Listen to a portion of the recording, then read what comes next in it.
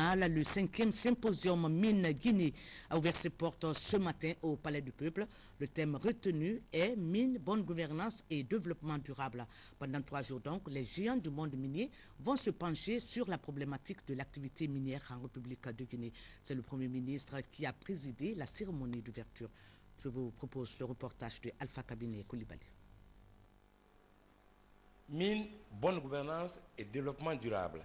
C'est le thème du 5e symposium Mine Guinée 2011, organisé par le ministère des Mines et de la Géologie avec l'appui financier des partenaires miniers.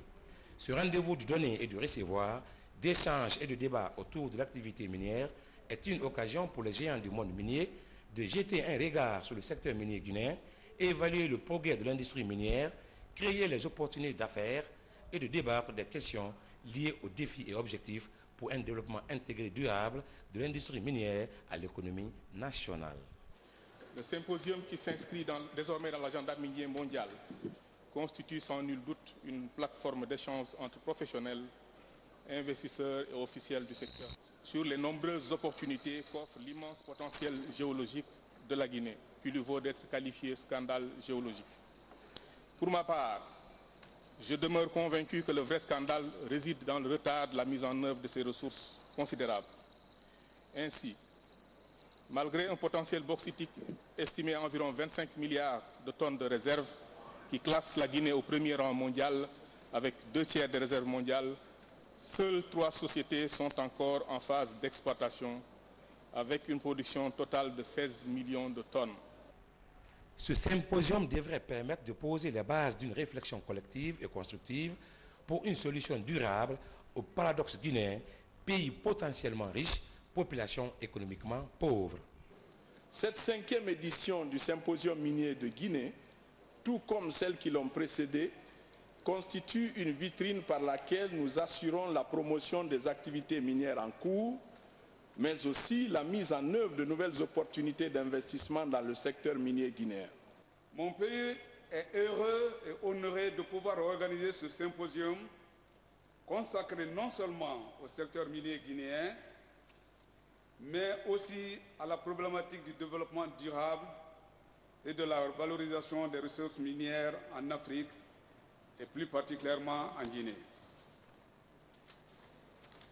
Ce symposium, qui se tient heureusement quelques mois seulement de l'élection du président de la République, coïncide à l'entame d'une étape importante de l'évolution sociopolitique du pays, caractérisée par le changement de système politique et des institutions constitutionnelles. Mesdames et messieurs, honorables invités, je voudrais tout particulièrement remercier les ministres africains en charge du secteur minier ou leurs représentants, ainsi que les représentants des institutions de coopération interafricaines, sous-régionales et internationales, qui, par leur présence, témoignent des enjeux miniers dans la politique des États africains et nous confortent de ce fait dans la démarche visant à les intégrer dans une perspective régionale. Pour le Premier ministre, le secteur minier fera l'objet d'un assainissement conséquent du cadastre minier, la révision du code minier assortie d'une convention type qui est déjà en voie de finalisation. La stratégie du gagnant-gagnant sera de mise dans un esprit d'équité et de coopération mutuelle avantageuse. Excellence, Madame la Première Dame, Mesdames et Messieurs, chers invités, je ne suis pas surpris de l'engouement suscité par cet important événement biennal de rencontre des professionnels de l'industrie minière, car il constitue une tribune d'échange, d'information et d'expérience susceptible de satisfaire aux différentes préoccupations. Aujourd'hui, je peux dire sans risque de me tromper que ces préoccupations sont de 3 ordres. Premièrement, interrogations récurrentes et persistantes des populations sur l'amélioration et la redistribution des revenus issus du secteur minier. Deuxièmement, interrogation des investisseurs sur le type de partenariat à développer avec les nouvelles autorités guinéennes dans le cadre de la nouvelle politique minière. Quatrièmement, préoccupation de l'État quant à l'accroissement de ses revenus, la rémunération et l'amélioration de la valeur patrimoniale de ces ressources minérales. C'est pourquoi d'ailleurs ce symposium a inscrit dans son programme plusieurs sessions et de nombreux thèmes qui constituent des axes majeurs d'orientation en la matière. Je suis heureux que vous ayez choisi comme slogan la Guinée de la démocratie à la prospérité et comme thème central du symposium mine, bonne gouvernance, développement durable. Pour sa part, et pour favoriser la mise en valeur des immenses ressources minières de notre pays, le gouvernement a défini des lignes directrices de sa nouvelle politique minière que le ministre en charge des mines aura l'occasion d'exposer durant ce symposium. Nous savons tous que l'investisseur a besoin d'un cadre légal et réglementaire stable, d'un climat social apaisé et des conditions paisibles pour conduire les opérations industrielles des investisseurs. C'est pourquoi le président de la République, le professeur Alpha Condé, s'est engagé devant l'opinion nationale et internationale pour faire de la Guinée un État démocratique et d'offrir la prospérité à tout le peuple de Guinée à travers son slogan « Guinea is back ». Cependant, cette prospérité ne pourra s'obtenir sans la mise en valeur de nos ressources minières, agricoles, halieutiques, touristiques, etc. Sans la gestion rationnelle et transparente des revenus issus des activités de valorisation, ainsi que la bonne et juste répartition des richesses nationales.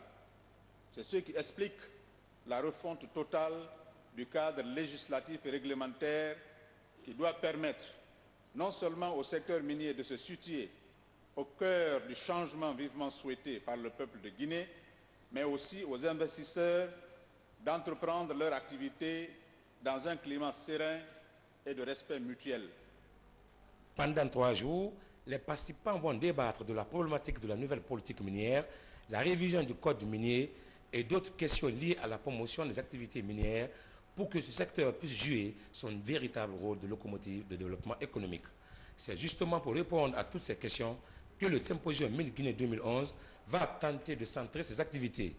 Au cours du symposium, les participants vont réfléchir en plénière sur la politique minière, cadre légal, réglementaire et fiscalité minière, la bonne gouvernance et la transparence dans l'industrie minière, le financement des activités minières, le développement minier, les infrastructures géologiques minières et pétrolières en Guinée, les minerais de fer de Guinée, les mines et développement durable et le développement des infrastructures minières et énergétiques.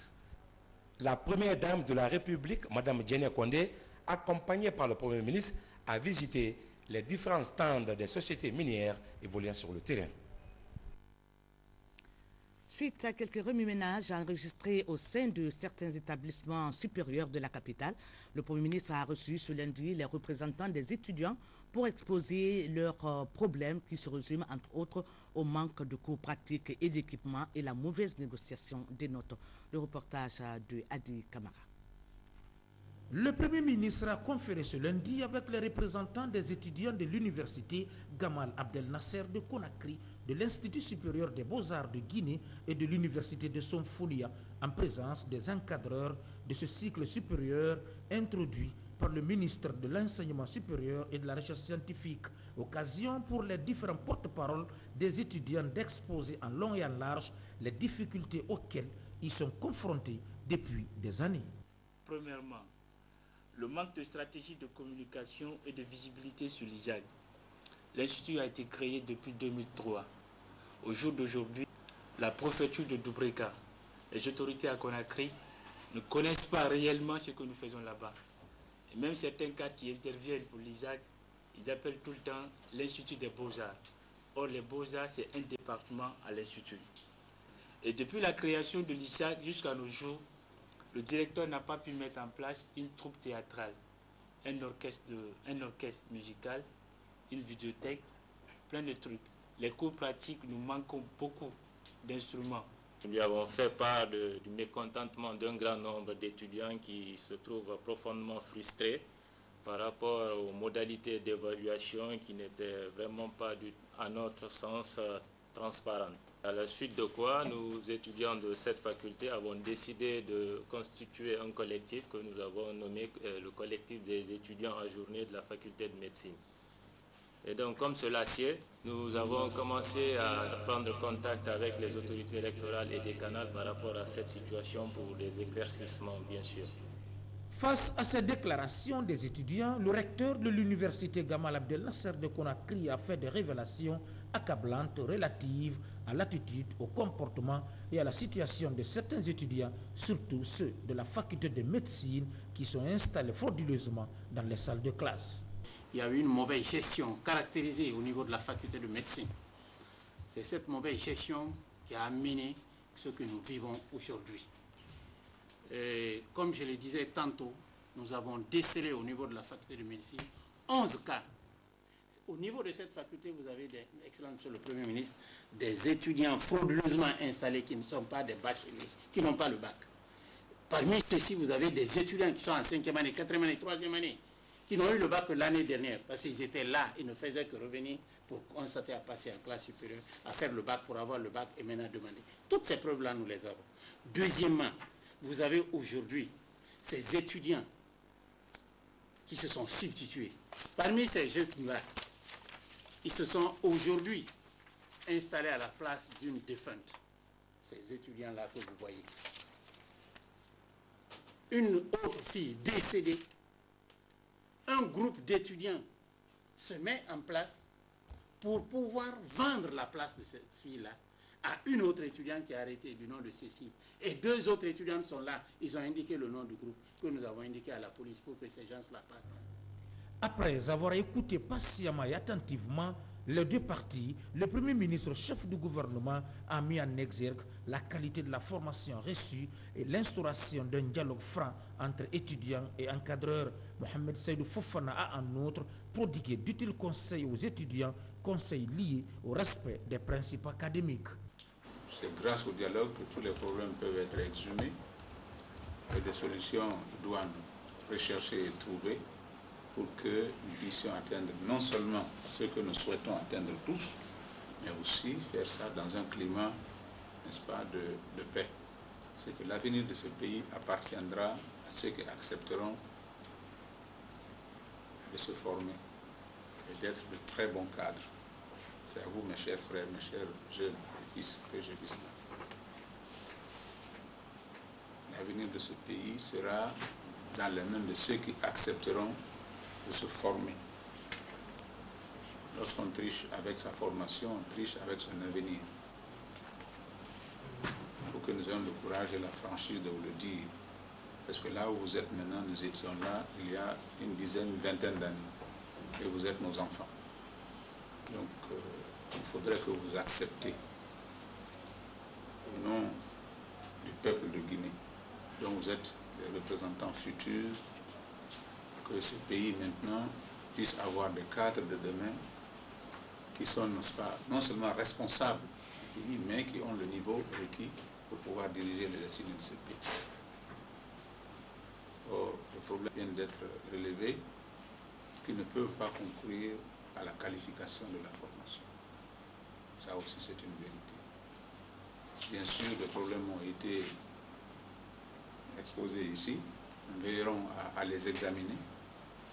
Quand il s'agit d'une mauvaise gestion d'une université, d'un institut, puisque les responsables de l'institut ne sont pas là, nous ne pouvons pas faire de jugement sur la base de votre déclaration. Mais puisque le ministre en charge de l'éducation est là, il en prend acte et il verra à établir vraiment la stricte vérité. Le Premier ministre Fofana a pour terminer invité les étudiants et les encadreurs à privilégier le dialogue et l'entente pour le dénouement heureux de cette situation. Voilà, c'était tout pour ce premier journal, mesdames et messieurs. Merci de l'avoir suivi à 20h30. Nous serons de nouveau ensemble pour d'autres informations. Bonne suite de programmes télévisés et